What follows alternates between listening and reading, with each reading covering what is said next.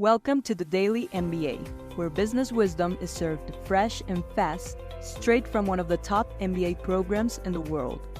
I'll give you summaries of my lectures and readings, as well as the most important insights gained from an MBA, so you can apply all of this knowledge in every business.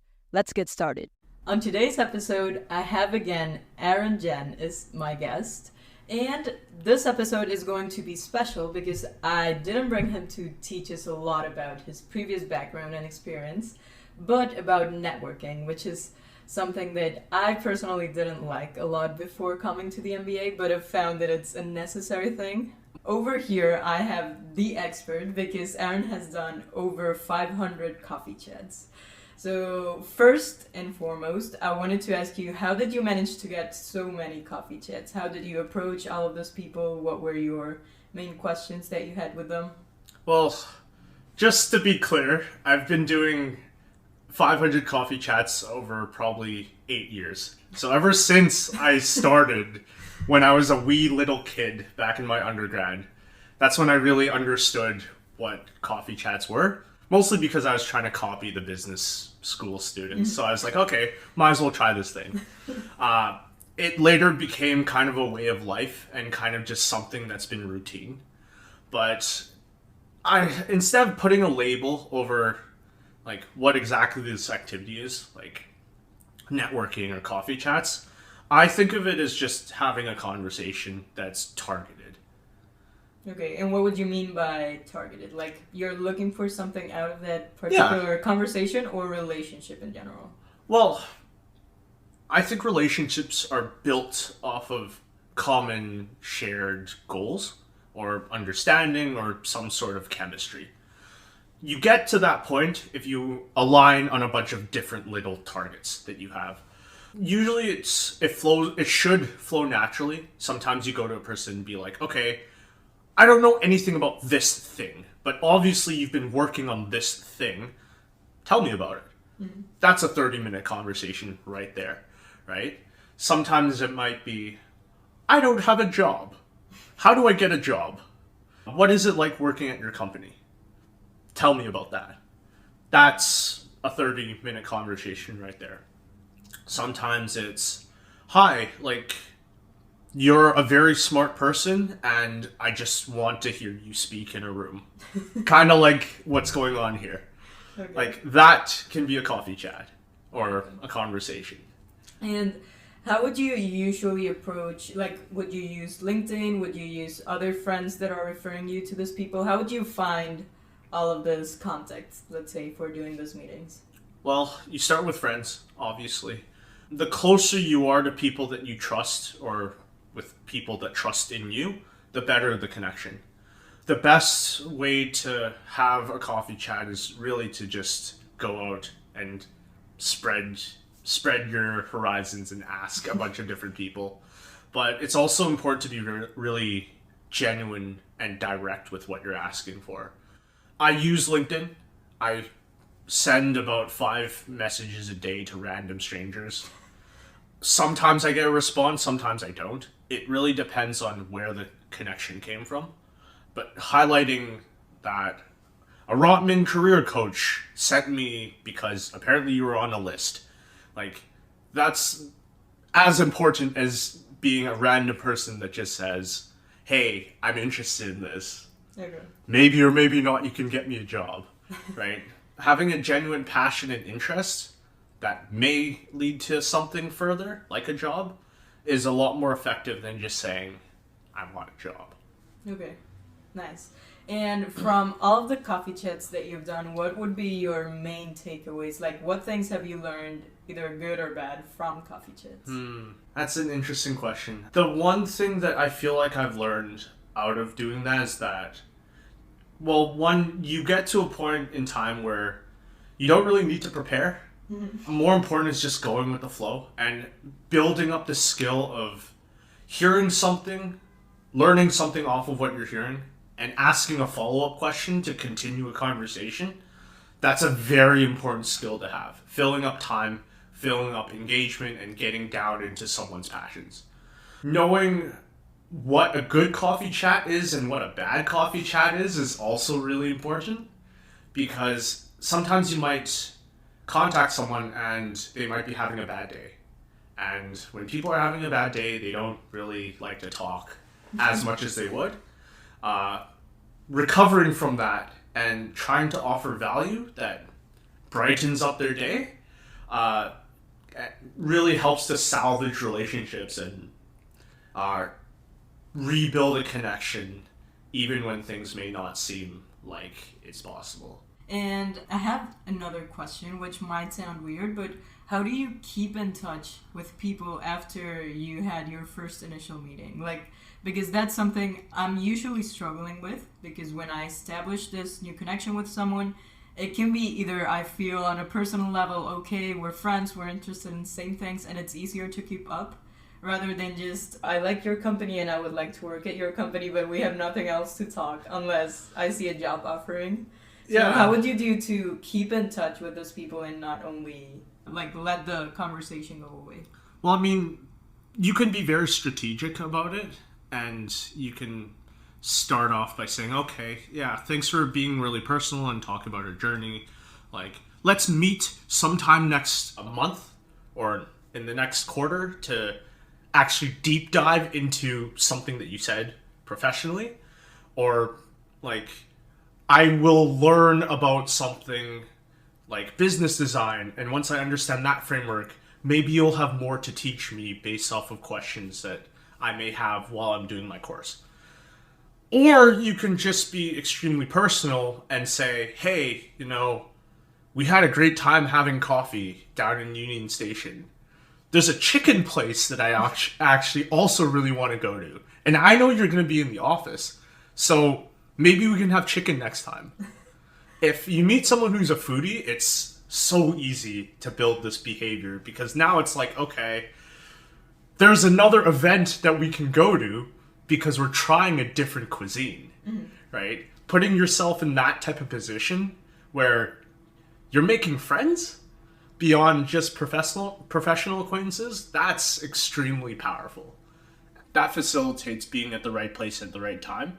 And it really puts the connection first before, like, the job. Because you might find a job, like, before you connect that person. But if that relation is, we don't want to cook because we're living in our apartments. Like, let's go out. This new place opened up. You're in the office. I'm nearby. Like, that's a much more effective follow-up. The foodie one is definitely being attractive to me because I am a foodie, so Awesome. I'll start implementing that one. And now that you were talking, just like also going deeper into a specific conversation that you had before. Yes. I don't know if you have specific questions that you are used to asking already in this types of meetings. I used to. Okay. Like, I used to ask things like, what exactly is keeping you at your job? Particularly in the tech world, because it's becoming fairly easy for people to bounce around and move across different companies. If you look at a person's background and they've been at a company for 3 years, there has to be a real driving reason for them to stay.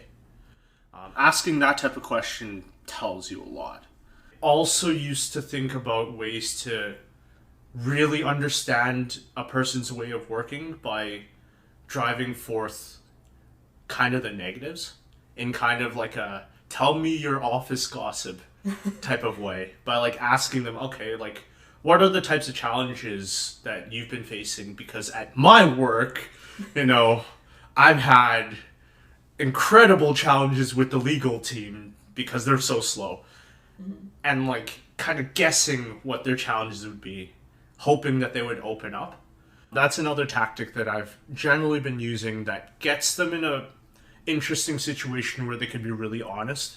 There's also a way that I like to ask about like themselves as a person to measure ambition on the positive end, asking things like, oh, what are your opinions of the market in 2024? Are you happy with where you're at, or do you find yourself wanting to build something bigger or smaller, shifting from being in a corporate setting to being in a startup? Like, do you feel like you can change the world in some way given that you're either running a team or you're running a platform or that you're just starting out and you have some sort of projection for the future about where you're going. Stuff like that tends to get better responses. That's a nice framework to remember. Like, good things about the company, so what's keeping you there, bad things, and then also the ambitious part. Yes. So I think those three we can take away as easy things. And what things wouldn't you ask the other person? Or that you've seen in bad coffee chats, which questions have resulted in not a good way? Questions that come from a lack of knowledge, I would say. Like, open-ended questions can be good, but if there are questions that you could have just found by searching on a company's website, then that's probably not going to work as well as like developing and asking really targeted questions. Like if you go to someone and say, okay, like, what are your company's values? That's a question I hate people asking. Like, what are your company's values? And does your team also build upon those values? Like, you could assume that, like, if you looked at a company's website, they would tell you, and you would assume that every team, whether they're doing a good job or not, would tell you we're using all of the company values. Depending on the level of connection, you really get a sense of how deep you can go with asking about specifically who the company is dealing with on a client basis or on like a specific project basis. It's a very fine line between asking a very, very good question and asking a question that makes you sound like a reporter. Right? I would say if it's a stranger that you contacted, it's probably best not to showcase how smart you are by how much you know about a company, by asking specific things, like who exactly is your agency partner, stuff like that. But if it's like a friend that you met from undergrad, like you can probably get away with saying, oh, I worked with this agency. Do they also work with you? Like, you'll probably get a better answer out of that. Also, to facilitate good questions, like, the best way to get deep is to try to relate to your past experience. Like, if you did something and you were wondering if they also did something very similar, that's extremely powerful. Because now you're guessing, now you're coming from an area of expertise, even though you don't come from an area of knowledge, but you're forming a connection to whatever the job is or whatever the position is that the other person has. So now there's a common ground, and that's how you can go deeper. And would you suggest also using that level of expertise even if it's in an unrelated field? So maybe I'm not very experienced in something, but I want to learn about that thing. Would you also recommend bringing up that experience, or that would be another approach? It's tricky. In that type of setting, I would try to come across as having more of an open mind. Mm-hmm. If there was something that you really, really resonated with in your previous experience, like managing a team or managing a timeline of projects or doing math, right? You can just be honest and be like, okay, you're a finance manager working for a bank. I don't know what you do, but I've done statistical analyses for customer segmentation. I'm guessing you don't do statistical analyses at a bank, like for targeted ads, but what do you use statistical analysis for? I'm guessing because you're a bank, you like check customer portfolios, you might look at credit scores or benchmarks. You might look at lending plans. Am I hitting the right target, or am I like talking bullshit? Like, that's a question I would ask at a coffee chat. Okay. Because you really don't know, but you can at least kind of guess and assume and hopefully lead to a good enough conversation topic. Okay.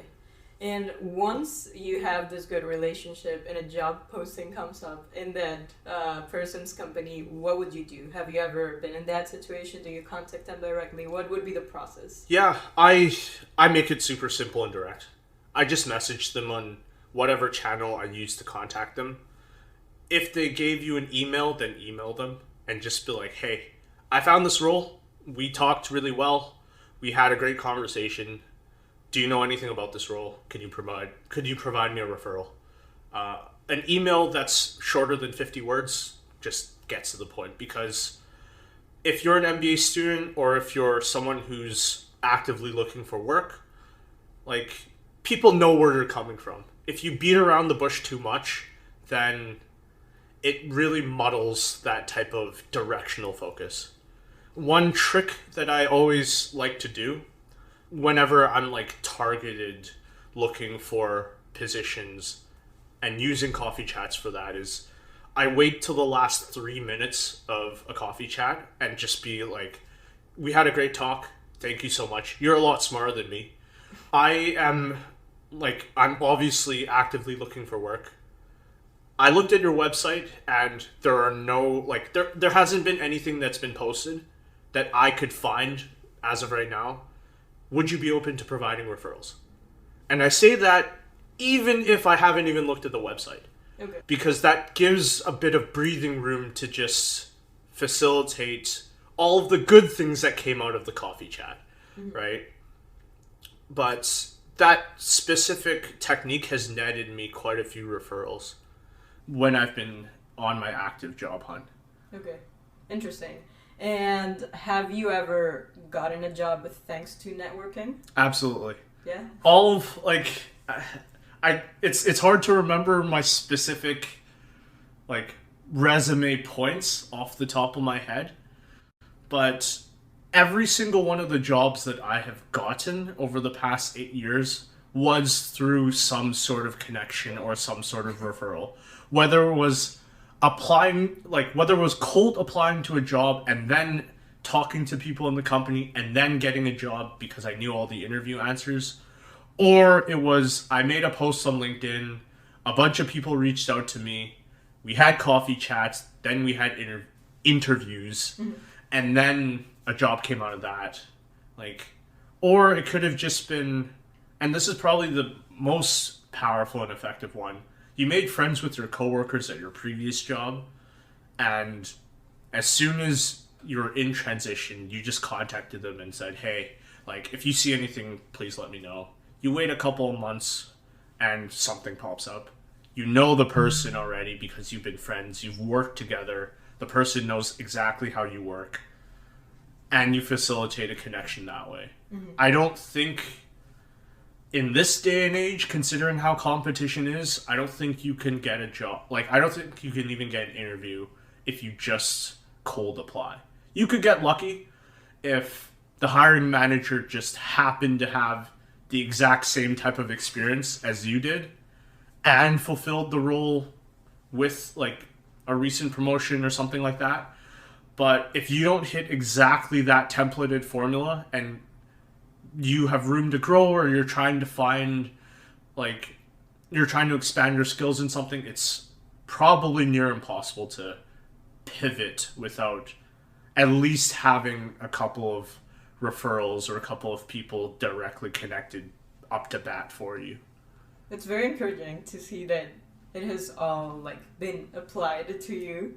So yeah. For sure I have to go and do more networking and coffee chats. And just for wrapping this up, I had another question, and it's more about mentoring, so not only coffee chats. Have you had mentors before? And yes. How would it be different having a mentor or just a normal coffee chat?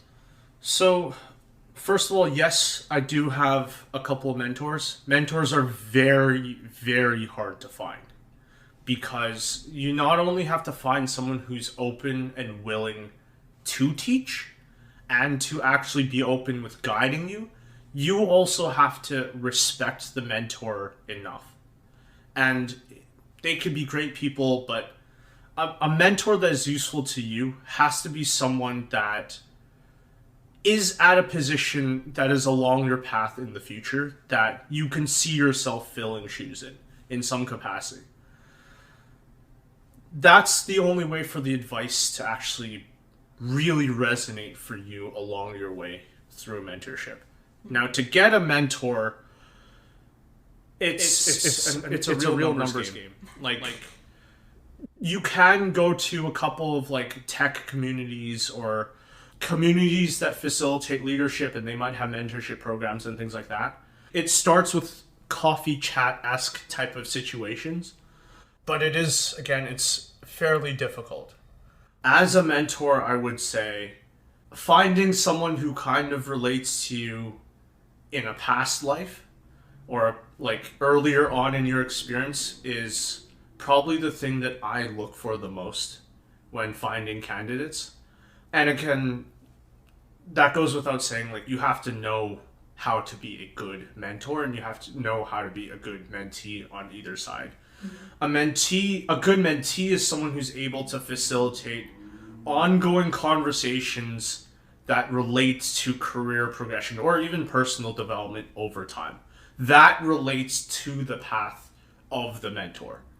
That being said, like, there also has to be this frame of mind that the mentor may or may not, but probably will not be the one to get you your job. Being in that situation where it's more on the growth and development side as opposed to once I have a job, I have like we're soul bonded in our professional connection. Like that's not how it should work with a mentorship. That might work with like a networking goal where like, okay, now you're loyal to this person because he got you your job. Like a mentorship is something that grows over time and someone that is able to offer advice that you can actually use to apply and grow with. Okay. And how long do you think mentorships last? Are they forever, you stay with your mentor, or should be cutting it? How would you cut that relationship? It's up to the mentee, honestly. It's also up to the goal. Like, I have a mentor that teaches me public speaking because that mentor is, I guess he's a corporate learning and development director at a fairly large company. So the skill of being able to talk to people and being able to speak and being able to tell a story, that's something that is forever, right? So every quarter or every couple quarters, I always like to just kick back and tell him about what's going on, throw him a couple scenarios and ask him what would he do if he was in my shoes. I have a mentor that teaches me about tech. That person, like, he's a director at a large company. He basically is the one to help shape my opinions towards technology itself. And every time we meet, it's either, okay, I've been learning about this type of thing. Let's have a debate. What do you think? What do I think? Right? Let's form some sort of conclusion. And that type of thing obviously happens over time. But if I choose to pivot out of tech and into something like more strategic focused, then maybe that connection isn't as useful, right? I have a mentor that is a professor at a university. And obviously I'm not going to meet him every quarter because my progress towards that goal isn't going to change until I graduate with my MBA or I'm in a position where I have the capacity to teach, right? So it's kind of like he's my mentor, but he's only my mentor in certain situations. Okay. Right? So it's stuff like that like really allows you to understand the flow of things. Okay. Amazing. Well, thank you very much, Aaron, for all of your tips. Now, I hope you're experts on mentoring, networking, and I'll see you on the next episode, Settling Without Aaron.